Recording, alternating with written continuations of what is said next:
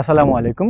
আজকে আমি কথা বলবো মাছ চাষের খুবই গুরুত্বপূর্ণ একটি বিষয় নিয়ে, যে বিষয়টাতে আমরা সবচেয়ে কম গুরুত্ব দিয়ে থাকি। এটি হচ্ছে পুকুর। মাছ চাষের জন্য সর্বপ্রথম দরকার একটি পুকুর। শুধু কি পুকুর হলেই হবে? না। উত্তম এবং নিরাপদ মাছ চাষের জন্য আমাদের দরকার একটি আদর্শ পুকুর।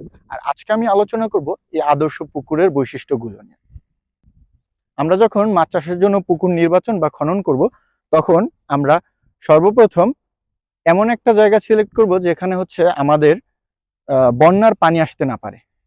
বন্যার পানিতে বন্যার পানিতে পুকুর তলিয়ে না যায় এমন একটা স্থান নির্বাচন করতে হবে। এরপরে আমাদের খেয়াল রাখতে হবে পুকুরের মাটি দোআঁশ, পলি দোআঁশ অথবা এঁটেল দোআঁশ যেন হয়। কারণ আপনার পুকুরের পানি ধারণ ক্ষমতা যত বেশি হবে, মাটি যত ভালো হবে, আপনার মাছ চাষের জন্য তত উপকার হবে। আমরা পুকুরটি এমন একটি স্থানে নির্বাচন করব যেখানে পর্যাপ্ত পরিমাণে আলো বাতাস প্রবাহিত হয়।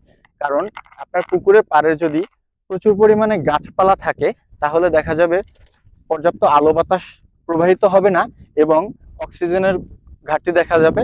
আবার কখনো কখনো দেখা যাবে যে আপনার এই পুকুরের পাড়ের যে গাছগুলো আছে, এই গাছগুলোর পাতা পড়ে বিভিন্ন ক্ষতিকর গ্যাস উৎপাদন করবে, যা আমাদের পুকুরের মাছের জন্য খুবই ক্ষতিকর। একটা জিনিস খেয়াল রাখতে হবে, আমাদের পুকুরের পানির গভীরতা 5 থেকে 7 ফুটের বেশি যেন না হয়। তবে নার্সারি পুকুরের ক্ষেত্রে আলাদা। নার্সারি পুকুরের ক্ষেত্রে আমাদের পুকুরের পানির গভীরতা 2.5 থেকে 3.5 ফুট হতে হবে। আমাদের পুকুরের পাড়টা হতে হবে 2 থেকে 3 মিটার চওড়া। পুকুরের পাড় আমরা সবসময় যখন পুকুরের পাড় নির্বাচন আমরা যখন পুকুরের পাড় তৈরি করি, তখন আমরা সবসময় একই ভুল করি, যে আমরা সবসময় পুকুরের পাড়টা এরকম খাড়া স্ট্রেট তৈরি করি। এটা করা যাবে না। আমাদের করতে হবে কি, পুকুরের পাড়টা একটু এরকম ঢাল স্লোপ আকারে করতে হবে, যাতে আমাদের পুকুরের পাড় অতি দ্রুত না ভেঙে যায়।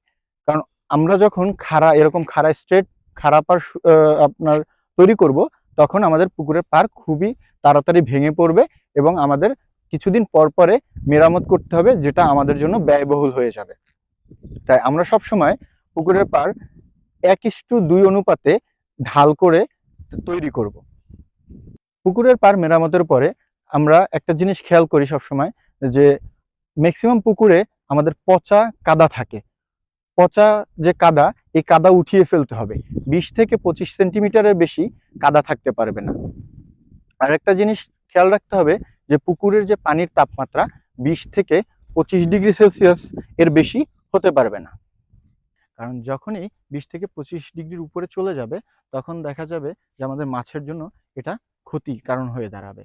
আজকে আমি যে কথাগুলো বললাম, এই বিষয়গুলো যদি আপনি ঠিক মতো মেনে চলতে পারেন, পরবর্তীতে আপনার আশা করি মাছ চাষের ক্ষেত্রে তেমন একটা অসুবিধার সম্মুখীন আপনি হবেন না।